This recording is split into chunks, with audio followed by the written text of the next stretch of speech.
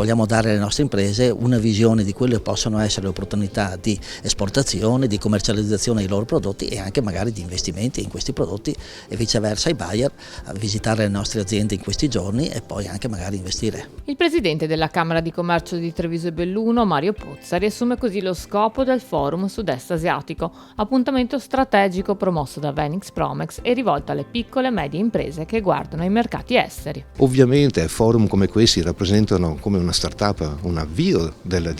cooperazione, ma poi è importante che tutti assieme, i stakeholder, i partner che abbiamo avuto anche nella ricerca degli operatori esteri, manteniamo il contatto, perché è evidente che non succede niente in un incontro di un paio di giorni, ma se noi proseguiamo in questo cammino decisamente ci saranno delle soddisfazioni per le nostre imprese. Un lavoro fondamentale quello avanzato da Venix Promex, agenzia per l'internazionalizzazione del sistema camerale, azioni che trovano concretezza nella rete delle camere di commercio italiane all'estero. Invito gli imprenditori, quando vogliono investire eccetera, fidarsi delle nostre camere di commercio italiane all'estero, perché è un'opportunità di conoscenza e di relazione che nessun altro ha come soggetto. Perciò credo che questi appuntamenti come quello che abbiamo fatto a ottobre scorso del Foro PIMES siano strategici per le nostre imprese. Presenti per l'occasione oltre 55 imprese aderenti tra i settori della meccanica e dell'arredamento e 34 operatori esteri. Quello che noi portiamo dall'Italia e viene cercato anche dagli operatori thailandesi in Italia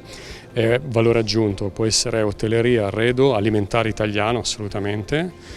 ma anche tecnologia, quindi molta tecnologia come minuteria metallica, macchinari, oreficeria. Un momento di incontro e confronto che ha sottolineato a più riprese il cambio di paradigma in corso a livello globale. Riguardano principalmente la tecnologia, e la tecnologia proprio come elemento abilitante delle esportazioni, del raggiungere più macro aree, diversificare maggiormente, e anche proprio degli strumenti pratici per indicare alle imprese in quali paese è più conveniente, è più probabile che la loro diversificazione abbia successo. Questo lo facciamo a livello di nord-est appunto e cerchiamo di dare una mappatura di come si strutturano le esportazioni del Veneto. Un appuntamento che ha toccato tutti gli aspetti fondamentali per le nuove rotte di business, tra questi anche l'accesso al credito. E noi andiamo a, da un lato, coprire i rischi legati alle transazioni su nuovi mercati con nuovi clienti, ma girando il punto di vista noi creiamo opportunità, perché fondamentalmente dove si riesce a offrire condizioni di pagamento più premianti per il cliente estero, di fatto riusciamo anche a esportare la finanza, quindi questo è stato un po' il cuore dell'intervento su come